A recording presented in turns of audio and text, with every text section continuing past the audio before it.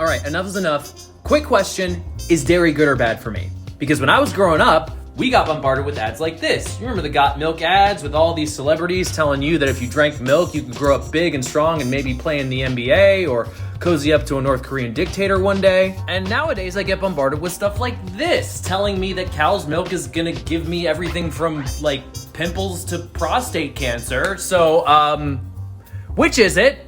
Let's face it, when it comes to food, dairy is a bit of an enigma. So many of us grew up drinking milk as part of our daily lunch in school so we could have strong bones and muscles, but now many of those same people can't drink it without turning the room into a gas chamber. So what the hell gives? Were all those celebrity milk mustache ads a lie? Consider the purpose that milk serves out in the natural world, which is to supply baby mammals with the nutrition that they need to grow and develop. Many opponents of dairy consumption will argue that if you're not a baby cow, there's no reason to consume a substance that was designed to nourish a baby cow. Or more succinctly, they'll say, not your mom, not your milk. But from a nutritional standpoint, much of what nourishes a calf can also nourish you. It's not like a calf needs different nutrients to grow than you do. That being said, the two of you probably have slightly different nutritional needs. Because the calf still needs to get bigger, its demand for fats is going to be a lot different than yours. That is, unless you yourself plan to get bigger. A single cup of whole milk has 20% of your daily recommended allowance for saturated fat and up to 24 milligrams of cholesterol in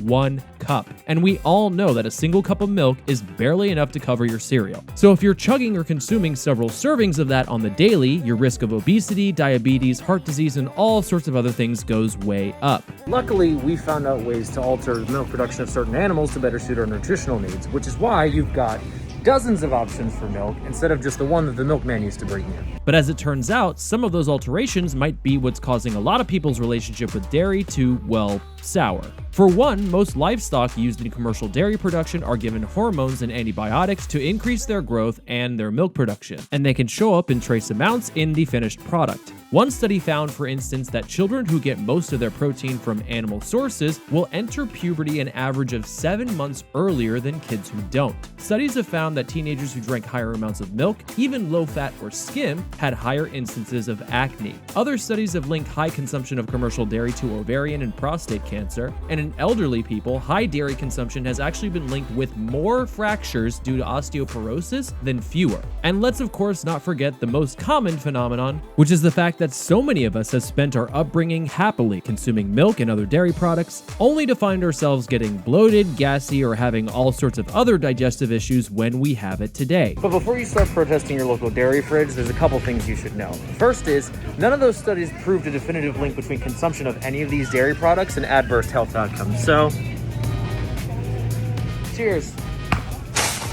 Instead, they suggest that having too much dairy could increase your risk of those outcomes. The broader scientific consensus is that milk remains a great source of essential nutrients like calcium, potassium, proteins, and a bunch of vitamins with letters and the occasional number attached to their name. As for the hormones and antibiotics that they give to livestock, there's just not enough research to show exactly what effect they could have on humans or whether they even show up in high enough quantities to affect us. But we do know that milk from pasture-raised or grass-fed cows tends to contain more beneficial fats and higher amounts of beneficial vitamins. So wouldn't you know, taking better care of these animals helps us better take care of ourselves. Score 1 for the hippies. And as for why you can't drink milk like you used to, your body can't digest lactose, which is a sugar found in all kinds of milk, without an enzyme called lactase. As an infant, your body produces a bunch of lactase since milk is pretty much your primary source of nutrients at the time. As we age, around 65% of the population produces less and less lactase, making it harder for our bodies to process lactose.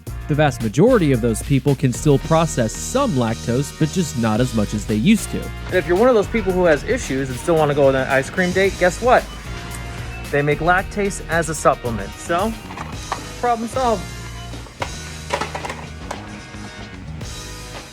So, is dairy good or bad for you? It all depends on how you consume it. It's certainly possible to have a healthy diet without it, but it's definitely not unhealthy. Although experts do agree that if you're gonna involve dairy in your day-to-day consumption, opting for a reduced fat version is going to maximize the benefits and minimize the risk. So, grab that spoon, take another bite of ice cream, and enjoy this next lovely little piece of content.